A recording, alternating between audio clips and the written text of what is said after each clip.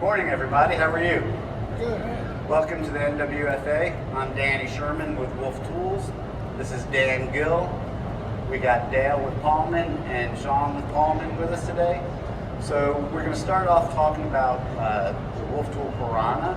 Piranha is, I'm going to go ahead and hold it a little bit easier for me to talk about it. So everybody's familiar with the jam saws? So our jam saw is a little bit more than your typical jam saw. It's actually a multi-tool. Typical jam saw is only going to cut the door jams, where this will, number one, for the guys that put the hardwood floor down and didn't leave enough expansion, I can now go ahead and go walk around the perimeter of the room. Notice the felt pad on the front. I can adjust our height, so now I can go ahead and cut the expansion around the room that the guy forgot to leave. So, door jam cutter, expansion cutter. For the doors, all of us when we have to cut doors, we take our doors off. I can now cut my doors, leaving them on the hinges with the Piranha. I can adjust the height of the door. I can adjust the depth of the door just by changing this lever here. So right now I can go all the way out. I can change the pitch, the depth of it rather. Kind of hard with one hand, sorry. He's got to have one. You notice that I can change the depth of that blade. So, door jams, doors. So, sorry, I don't need to turn here, but I'm excited here. So, I agree with a lot of short space where they don't want to pay for everything. They don't pay to remove the cabinets. You can leave the cabinets on the sitting on the carpet floor. What about that toe kick? Can you get in there? So it is not a toe kick saw, no. Or get that expansion space so you can move the wood floor underneath the cabinet. So the problem that you're going to have when you're dealing with cabinetry is I'm not going to be able to get under that lip. So where a toe kick saw, I can get underneath there. Here, I'm not going to be able to. Unfortunately, I wish I could because that'd make a big difference. No, well, we'll have to talk to Germany. So we have, again, expansion. We have door. We've got guys that are actually using this for drywall as well. Expansion. Let's see. I got sidetracked on that one. What did I forget? Door, expansion. So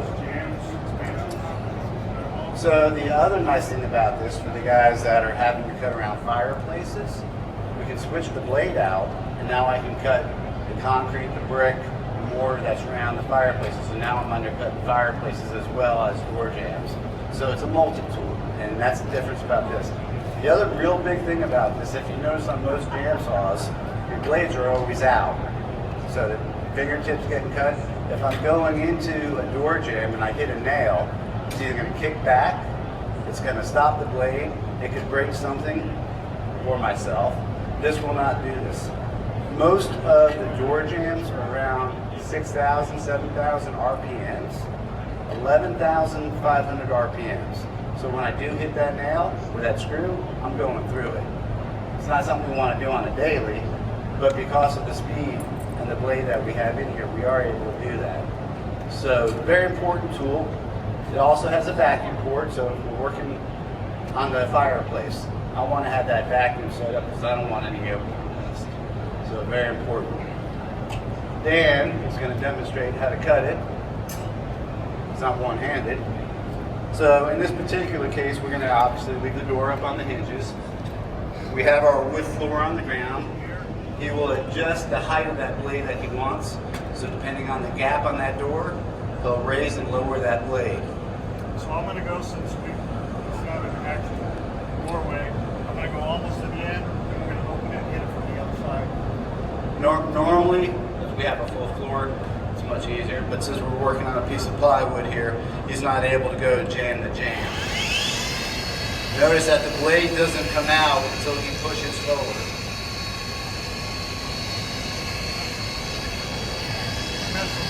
I did, I changed the depth on it, you gotta readjust that. Particular weight motion, right to left, left to right? Relevant, you go either way. Is that a standard crane blade? It is not crane blade. You can actually get any blade. It doesn't have to be a Wolff blade. So if you're working on a Saturday and you can't get to a distributor, Home Depot, Lowe's. Is that 6.5 inch? It's 5.5, 5 inches, 5-inch blade. But again, because of the RPM on this compared to most of the other ones, I am able to go through the nails that might protrude through the walls or through any kind of nails that they have showing. Go ahead. It's a hard metal blade. It's not just a metal. So the blade that's in there is a hard metal blade. It's not just designed for wood. It's designed for metal and for wood. And again, if I'm doing fireplaces, then I'm going to go ahead and get a different blade on there.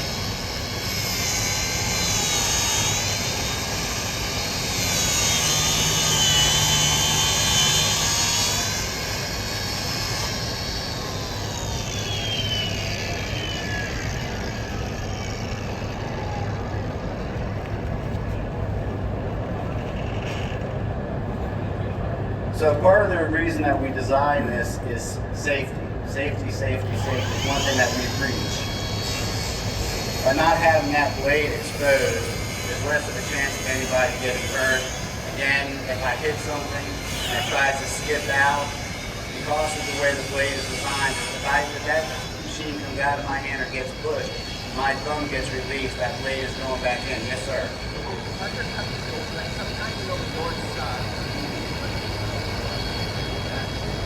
So I didn't cut much off.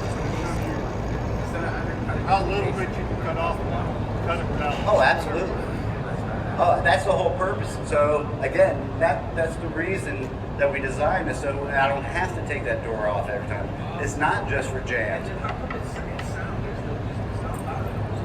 So the machine comes with two 18-volt batteries. It is not electric. The batteries, they're a 30-minute runtime and a 30-minute charge. So when you get the Piranha, it comes in a hard case. You'll have ear protection, eye protection, the charger that comes with it, and the two batteries. So the night before, I'm going to charge both of my batteries. I'm going to have two batteries ready to go for 30 minutes. Once I utilize that first battery, that second one's ready to go. When I put that second one on, the first one goes back to the charger. Now in a situation like this battery's going to last for a long time. Now when I get into cutting or undercutting fireplaces, and then I'm cutting into mortar and brick, that battery is going to go down a little quicker than normal. So you got to keep that in mind. You can always buy other batteries to have backup, but for what you're going to utilize that for, you should have plenty of time to get back up. I'm going to go ahead and cut the door jamb on this side too. So he's now going to demonstrate the door jamb. Again, you'll see as he goes forward, that's when it starts to cut.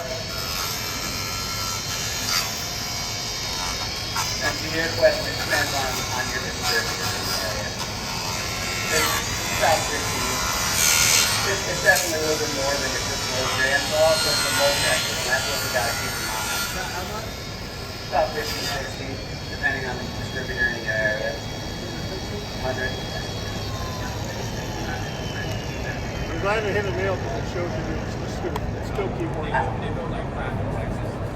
So, yeah. It wasn't my idea to wear black pants.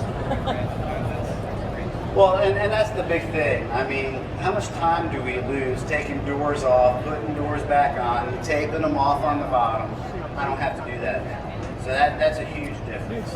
Time for us is money. And, you know, if I'm going to get through the job quicker, then it makes a difference. So, any questions on the Piranha? How high? So I'm about 3/4 of an inch to an inch. Correct. Now keep in mind, if I'm doing whatever it is, So you go from this, but you can always put it up on material if you get it. yeah, so keep in mind, if I'm going ahead and I'm placing it out, and if I need it higher, I can always stick it on the board to raise it up. So that's the Piranha, and I know we have a couple minutes, so I want to show another tool real quick. But before I move on, were there any questions about the Piranha?